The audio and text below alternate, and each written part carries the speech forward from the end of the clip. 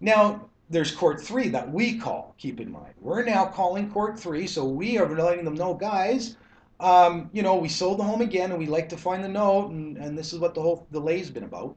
So, of course, we show up to court three, the judge is there, we let them know because it's our application that we sold the home to the investor. The judge is indifferent, knowing that the numbered company had every right to sell the home to an investor. So she's very indifferent in court three, understanding the whole process, that it's contract law, and we have every right to our due process.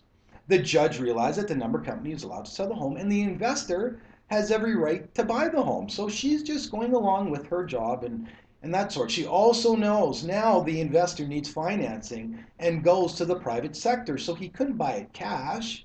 She realizes that. So now he goes and signs a mortgage with the private sector.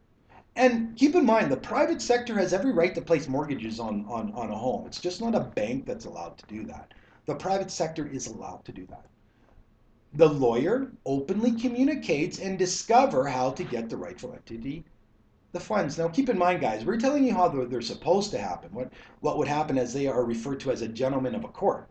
At the end of it, this is not what they do. They really don't open that openly. But this is what's supposed to happen. Court three, everyone now is in attendance. There's 5 different entities, and of course I'm including the bank and the lawyer, that is attending.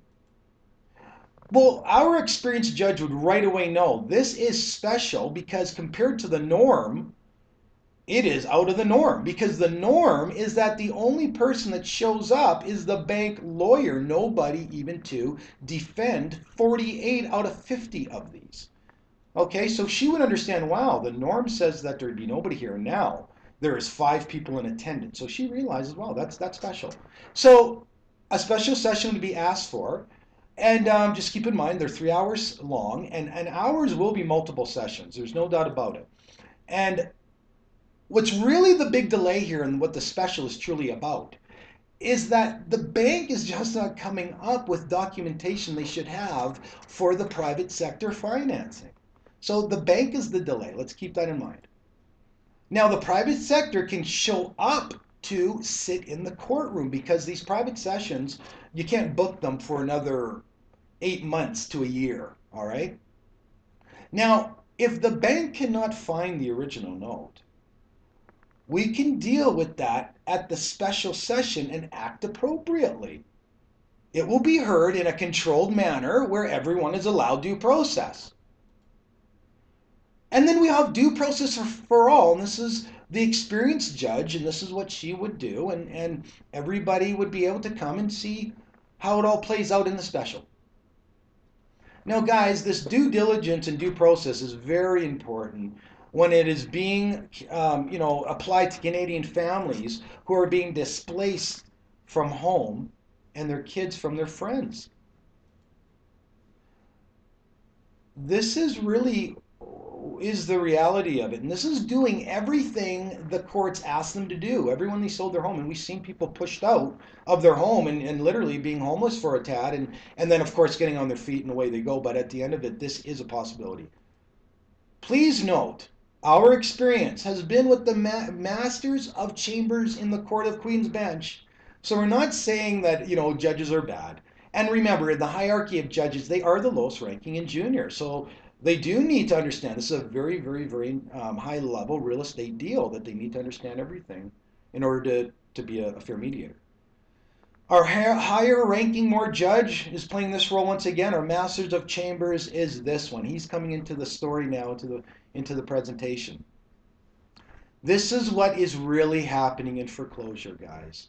It is so frustrating because the judge is not educated, is not understanding how to deal with it. And it's producing something that's very unfair because the homeowner succeeded at everything they asked them to do. Well, let's go to the very beginning of a foreclosure again. Once again, the people missed their payments. The bank sent it to the lawyer, so that's fine. We're not any problem with that. That's pretty normal.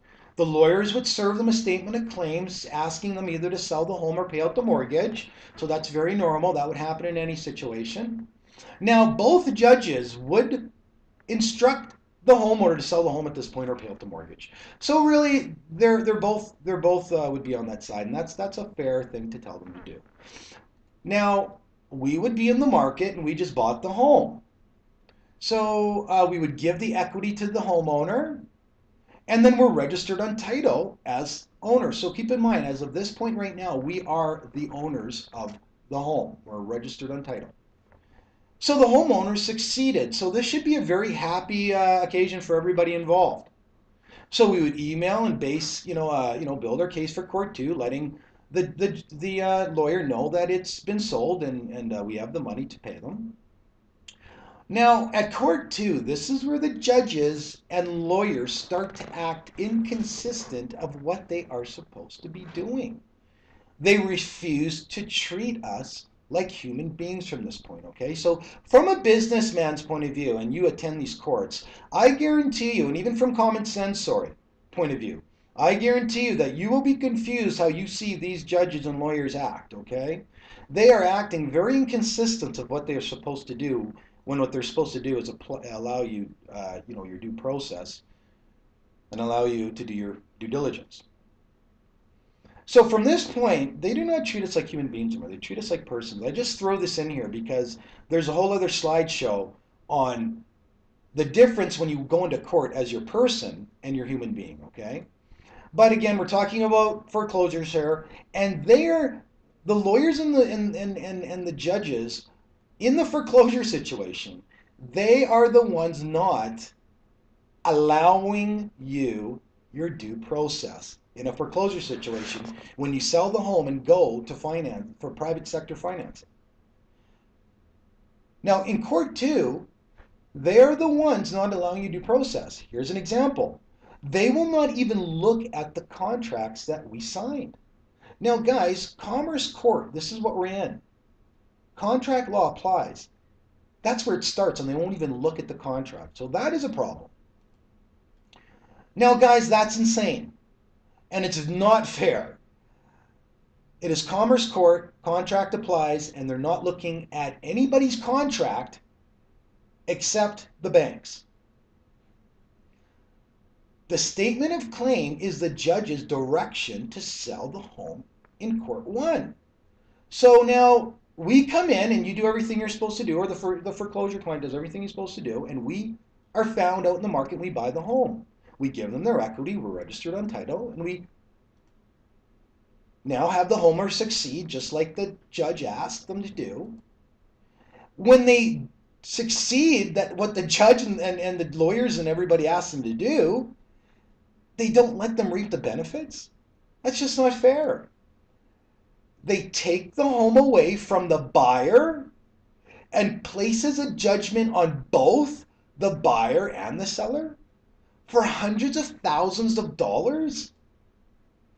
Both the buyer and seller. Let's think about this. The buyer. Why the buyer? Why would the buyer? The buyer just came after years after of the mortgage being signed, and they decide to put a judgment against him on that mortgage that he never signed. So let's take a look at this. Why the buyer? That makes no sense. The buyer never signed the mortgage.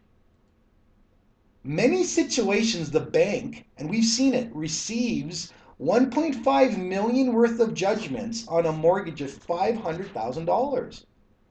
I've seen that happen. They place judgments on all parties. So here we are. The mortgage amount these nice people went in and borrowed at the bank was $500,000. This is just the buyer. They placed judgments against both these people because they went in. So that's even kind of weird. Shouldn't it be $250,000 each? Right? But now they even apply to this person. So look at this. When you add them all up, they've just got judgments against people that they only had a loan out for $500,000, and it now adds up a judgments that they can collect on of $1.5 million. And that's also for the judgments to be sold on the world market. The buyer never signed the mortgage. That makes no sense. How did he get a judgment of hundreds of thousands of dollars what the mortgage was worth? The bank receives $1.5 million worth of judgments on a mortgage of $500,000. That makes no sense. And all you can say at this point is oops.